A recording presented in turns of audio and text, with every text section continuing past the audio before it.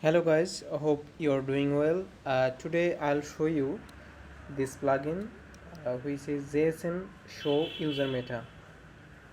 I'll install this plugin and show you how it is helpful during the development or investigation uh, for WordPress related project or plugins. Okay, so let's start. So this is my WordPress dashboard. I'm gonna install the plugin first.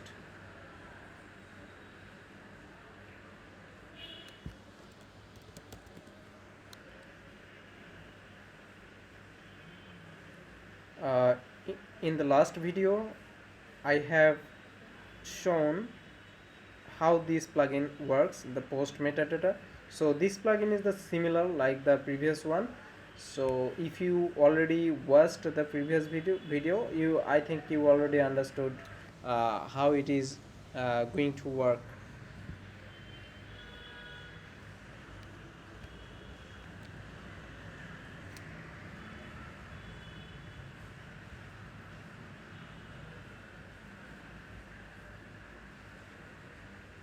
I'm gonna activate the plugin. Okay, I'd like to show you before activating the plugin how it actually looks. Okay, if I go to the users and edit the user, here there is no options like the post custom field, so we'll not be able to see all the. Okay, here is showing the user metadata. Let me reload it. I'm not sure. Okay, I did not deactivate the user metadata. I'm deactivating it. Yeah, let's reload. Yeah, so in this page, all the informations are like metadata. So how do you know uh, how do you know a user has any specific metadata? It can be any custom metadata or any default metadata. There is one option, I think, is that you can look directly into the database, but you know that when it is useful, uh, I think sometime accessing the database is a little time consuming. So whenever you need to look at any kind of the user metadata, so you can just install the plugin and activate it or show user metadata, and I'm duplicating this page so you can see the difference. Yeah, yeah. So at the bottom of the evolution password button, here is showing the user metadata. This is comes from the plugin uh, which we have installed a minute ago. So all of these data are saved of in this uh, to this user. Yeah, you can see this. There are lots of user information or meta information. Okay, before installing the plugin, it looks like this. Yeah, uh, it does not show those kind of metadata. So it is helpful in many cases. For example, while you're developing any plugin for WooCommerce, so sometimes you need to check the data you saved for the user is saved it properly or not in the user metadata, and sometimes we need to check a piece of information is present in the user metadata or not during the investigation, and also many cases, and also it can be useful for your exploration purpose, uh, because uh, whenever I have installed the plugin install this plugin and look at the user meta, I was surprised that I have known many of the things that I did not know before installing this plugin. For example, I did not know that the admin color, the color here you can see, is saved in this saved as the metadata, and I can give you some more examples.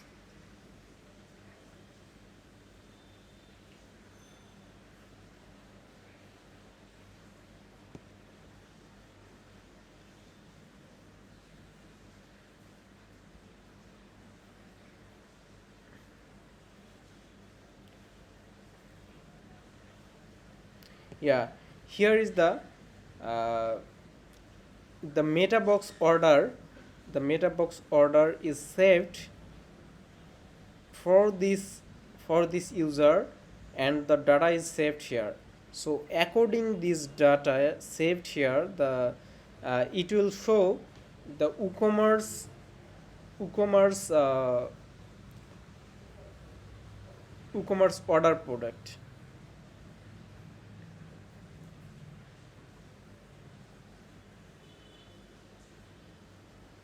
Yeah, here you can see that the res editing is true for this user. So if you'd like to disable res editing for this user, you can update this metadata from here.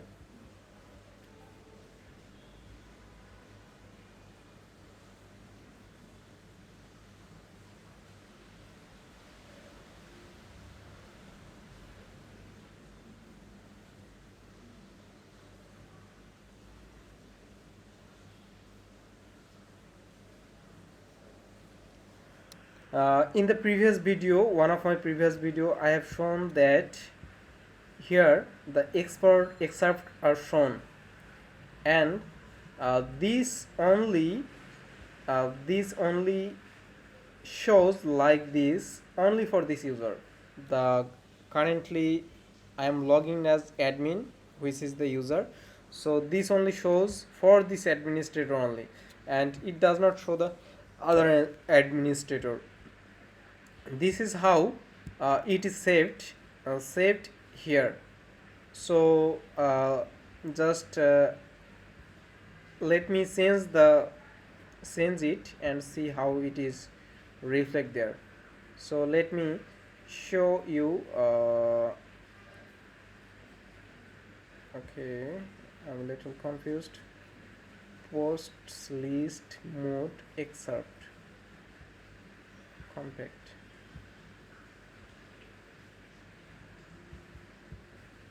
Yeah, so those are the excerpt is hidden, and this actually showing the excerpt is not showing based on the user's metadata, which is saved in this field.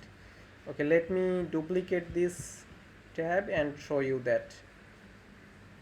Yeah, here you can see that the post list mode is list, and but it was the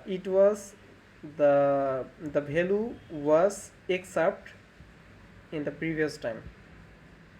Yeah, here you can see that. And also whenever you install the plugin WooCommerce, okay, let me activate the plugin WooCommerce, and let me check again if there is any metadata is showing. Okay, for example, WooCommerce have, you can add product to cart. Okay, I'm going to add some product in my cart. Okay, let me,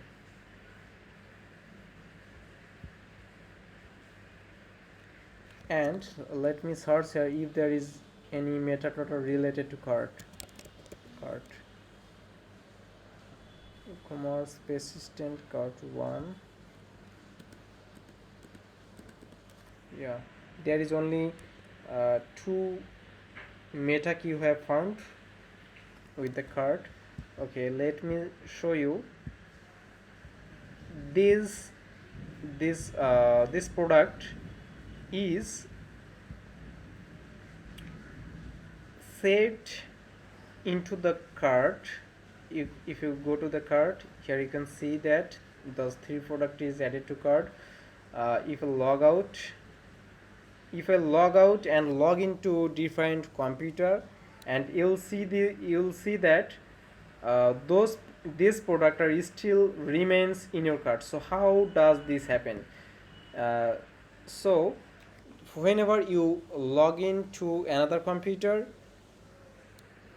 with your username and password, so there is the cart informations, this cart informations, the product cart information is saved as a meta key in the users meta. Okay, let me show you. I'm duplicating this. Yeah, here you can see that WooCommerce persistent cart 1 is showing lots of informations. For example, you can see the first product. This is the first product, and which his product ID is 33, and the total price 18. Let me check it, match with. Yeah, here you can see that the price is 18 and the quantity is 1, and we should see the 55 price for the second product. Yeah, here you can see the 55 is for the second product. So those cart informations are saved here, and by using this meta information, the cart is rendered whenever you log in from another PC. So before learning this plugin or exploring this plugin, I did not know that this kind of informations are saved as a user meta. And I think there is a lot many there is many use cases. I can't remember all of the use cases right now, but I also use this plugin many times whenever I need it for most of the times I need it for checking something whenever I'm developing something related to the author, and something need to save to the author and make sure that the data is updating properly and saved properly. And sometimes I need to check our client website whenever they are using our plugin which interacts with the author metadata. So during investigation it helps a lot. So whenever I think you will explore this plugin, you will definitely understand your own use cases, and hopefully it will help you to smooth your development process and also debugging process. So that's all for today, and hopefully see you to the next video. Bye bye.